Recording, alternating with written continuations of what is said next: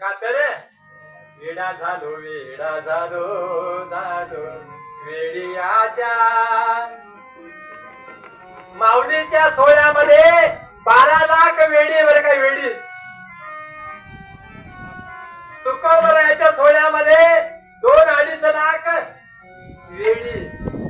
तिकट यायची वेडी वेगळी, तिकट यायची वेगळी, तिकट यायची वेगळी बरे का.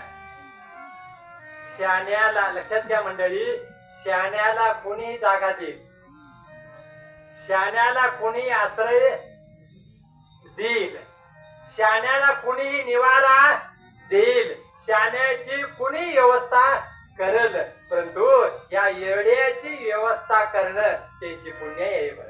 कोणाची? जगताप मंडळी.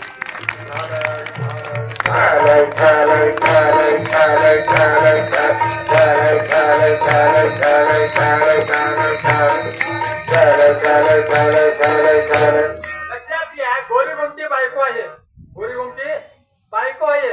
हा, अगदी हसत खेळत कसे प्रपंच येतो करल का नाही? का करल? गोरी गुमटी आहे बरं का. एखादं वेड असलं, एखादं खुळं असलं, देखणं नाही, ते साईड करणं, ते साईड करणं हे महत्वाचं आहे बरं का. जे चांगलं आहे त्या साईड करणं महत्वाचं नाही. जे दिसायला कसं दिसतं या त्या वेड्या संकट प्रपंच करणं हे महत्वाचं आहे बरं का. ती पुण्य आहे बरं का. म्हणून का तर ह्या सर्व वेड्यासनी या ठिकाणी आज जगताप मंडळींनी जागा दिली. मुक्कामाला, राहायला, कार्यक्रमाला सगळी व्यवस्था सतत आज किती वर्षाची? 3 वर्ष झाली बरं का. म्हणून एकच विनंती आहे भगवंताला, पांडुरंगरायाला, की एवढीच की त्या जगताप परिवाराला पांडुरंगराया त्यांना सुख समृद्धी देऊन सुखात ठेवून हीच पांडुरंग चरणी प्रार्थना.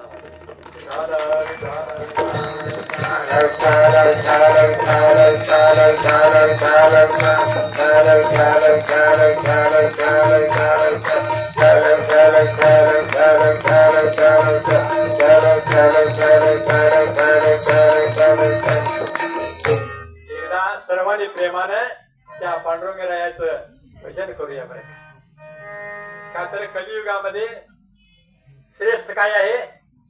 भगवंताचं नाम आहे बरं का. नाम घेता वाट चाले यज्ञ पाऊले पाऊले.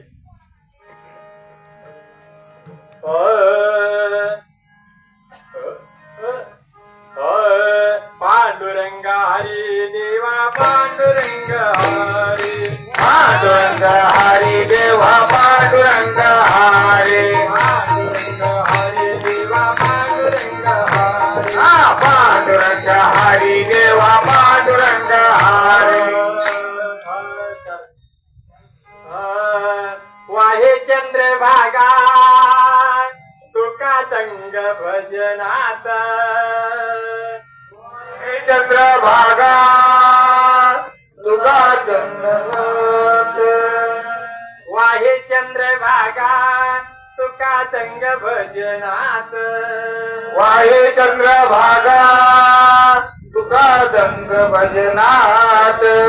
पंढरीच्या नाथा तुला माझा दंडवत, पंढरीच्या नाथा तुला माझा दंडवत. वाहे चंद्रभागा, वाहे चंद्रभागा, वाहे चंद्रभागा, वाहे चंद्रभागा. चालम चालम चालम चालम चालम चालम चालम चालम चालम चालम चालम चालम म्हणून आज सेवेसाठी वेदना जो अभंग होता पूर्ण करायचं फार अवघड होत नाही बरे काय. परंतु थोडक्यामध्ये की सगळ्यात शक्तिशाली काय आहे, सगळ्यात शक्तिशाली काय आहे? देवाची भक्ती बरे काय. देवाची भक्ती. आता भक्ती कशी करायची? देवाला काय आवडतं या? देवात दुसरं काय आवडत नाही. देवाला काय आवडतं या? देव भावाचा लंपट सांडून आला असे देव भावाचा भावाचा हा? नाही कुणाच्या.